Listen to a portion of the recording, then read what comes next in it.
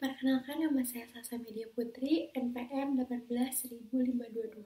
Saya membuat video ini untuk memenuhi nilai ujian dan tugas mata kuliah perbandingan hukum perdata. 3. Pembahasan. Strict liability dalam hukum perlindungan konsumen digunakan terutama pada pertanggungjawaban produk. Selain pada pertanggungjawaban profesional, dalam hal perjanjian antara profesional dan klien merupakan perjanjian yang didasarkan pada proses in-spending verbintensi.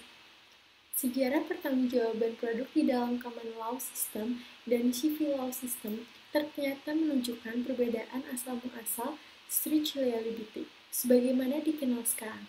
Pada saat ini, strict liability lebih dikenal sebagai pertanggungjawaban tanpa kesalahan atau pertanggungjawaban. Berdasarkan kerugian yang timbul, terutama seperti ini, dapat dimaklumi karena di dalam common law system, rezim strict liability merupakan transformasi perubahan bentuk dari pertanggungjawaban berdasarkan perjanjian yang memang sama sekali tidak mensyaratkan adanya unsur kesalahan. Sedangkan di dalam civil law system, strict liability dikenal sebagai deferisasi dari pertanggungjawaban berdasarkan perbuatan melawan hukum, di mana unsur kesalahan merupakan salah satu syarat untuk meminta pertanggungjawaban. Dengan demikian, eksistensi unsur kesalahan masih terkandung di dalamnya. Namun, dilakukan pengalihan beban pembuktian unsur kesalahan tersebut dari penggugat kepada tergugat. Disimpulkan bahwa pertanggungjawaban produk semula adalah konsep pertanggungjawaban berdasarkan kerugian. Timbul karena resiko terancamnya keselamatan konsumen akibat mengkonsumsi produk rusak atau berbahaya, namun sama sekali tidak menyebut mengenai unsur kesalahan.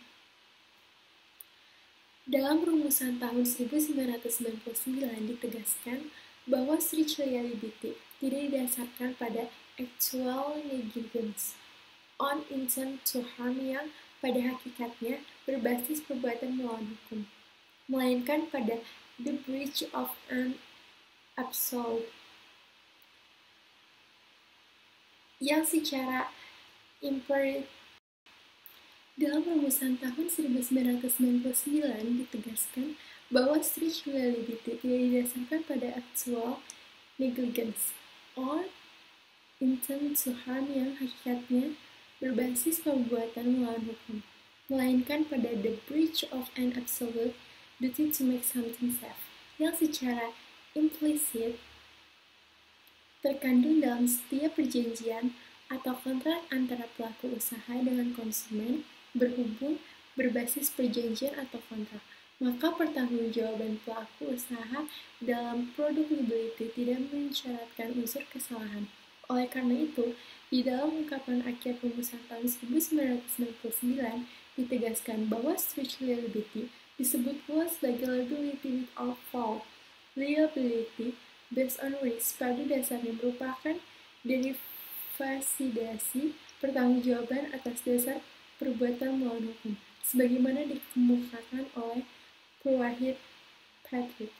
Konsep pertanggungjawaban yang ditafsirkan sebagai pertanggungjawaban tanpa kesalahan, padahal secara konseptual pertanggungjawaban ini didasarkan pada resiko timbulnya kerugian, bukan didasarkan pada penidakadaan unsur kesalahan. Oleh karena itu, di dalam konsep pertanggungjawaban berdasarkan resiko tidak mungkin dilakukan pembuktian terbalik unsur kesalahan, karena di dalamnya memang tidak terdapat unsur kesalahan. Sebagai salah satu unsurnya, konsep pertanggungjawaban berdasarkan resiko.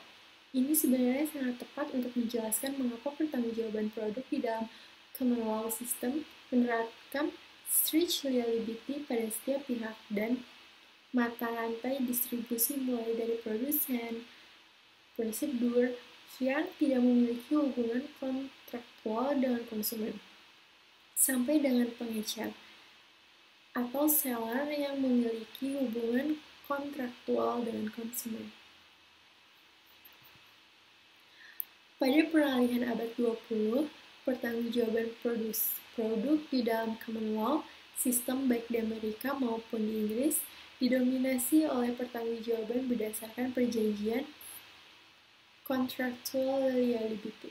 bahkan pertanggungjawaban berdasarkan perbuatan melawan hukum yang merupakan fundamen dan dari pertanggungjawaban produk pada saat ini dinyatakan tunduk dan merupakan transformasi dari pertanggungjawaban berdasarkan perjanjian.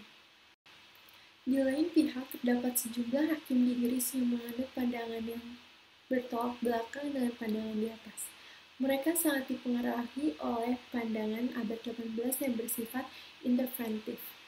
Pandangan ini menyatakan bahwa pertumbuhan pasar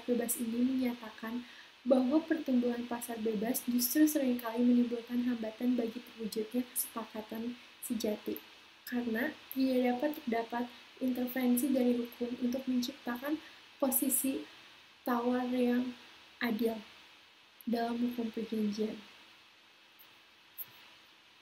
Common law system baru mengambil posisi dalam persoalan pertanggungjawaban produk di tengah masa pertumbuhan pesat ekonomi pada abad ke-19. Pada masa itu, volume transaksi meningkat pesat dan transaksi yang semula tidak biasa seperti transaksi jarak jauh menjadi sesuatu yang biasa dilakukan. Di satu pihak terdapat hakim-hakim yang beraliran laissez-faire sebagai teori baru dalam bidang ekonomi yang menganggap Shefford Employed sebagaimana norma jual beli yang wajar. Menurut mereka, segala sesuatu yang tidak dinyatakan secara tegas di dalam perjanjian akan merupakan resiko dari pembeli. Di lain pihak, terdapat sejumlah hakim di Inggris yang menganut pandangan yang bertolak belakang dengan pandangan di atas. Mereka sangat dipengaruhi oleh pandangan abad 18 yang bersifat interventif. Pandangan ini menyatakan bahwa pertumbuhan pasar bebas justru seringkali menimbulkan hambatan bagi terwujudnya kesepakatan sejati, karena tidak terdapat intervensi dari hukum untuk menciptakan posisi tawar yang adil dalam hukum perjanjian. Akibatnya pada tahun 1893, Parlemen Inggris tidak mengalami kesukaran dalam menentukan posisi common law system perihal perjanjian, yaitu common law system menerima prinsip bahwa dia di dalam setiap perjanjian harus terkandung ketentuan implisit mengenai jaminan kelayakan, perdagangan, dan kondisi barang objek perjanjian. Berarti bahwa kebebasan penuh dalam membuat perjanjian, perfect freedom in contract, sebagai dikehendaki oleh doktrin perjanjian, tidak banyak dianut. Sebaliknya, adanya intervensi hukum melalui implied term untuk ikut campur dalam menciptakan posisi tawar yang adil dalam suatu perjanjian ternyata lebih besar pengaruhnya. Adapun sejarah perkembangan pertanggungjawaban produk di negara-negara yang menganut civil law system di kawasan Eropa tidak dapat dilepaskan pula dari pengaruh produk Liability Directive 1985 yang diterapkan oleh masyarakat Eropa. Negeri Belanda, negara yang menganut civil law system sebagai salah satu anggota dari masyarakat Eropa, harus pula mengimplementasikan direktif tersebut di dalam hukum nasionalnya. Di Indonesia, konsep perjanjian diatur dalam pasal 1313 KUHP yang menentukan bahwa suatu persetujuan adalah suatu perbuatan di mana satu orang atau lebih mengingatkan diri terhadap satu orang lain atau lebih dapat ditarik suatu kesimpulan bahwa perjanjian merupakan suatu perbuatan hukum antara dua pihak atau lebih dan dilakukan untuk menimbulkan akibat hukum. Akibat hukum yang ingin ditimbulkan oleh kontrak adalah berupa perikatan. Pada pasal 1233, KUHP mengatur mengenai perikatan dengan menemukan bahwa perikatan lahir karena suatu persetujuan atau karena undang-undang. Di dalam konsep pertanggungjawaban ini, unsur kesalahan bukan ditiadakan without fault, melainkan dialihkan beban pembuktiannya dari pihak yang dirugikan kepada pihak yang merugikan.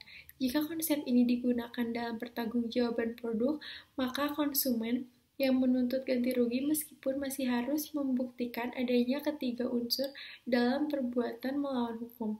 Namun tidak perlu membuktikan adanya unsur kesalahpahaman produsen. Sebaliknya, segera setelah terjadi peristiwa yang merugikan konsumen, produsen langsung dianggap bersalah. Sehingga sebagai konsekuensinya, produsen harus membuktikan bahwa ia tidak bersalah.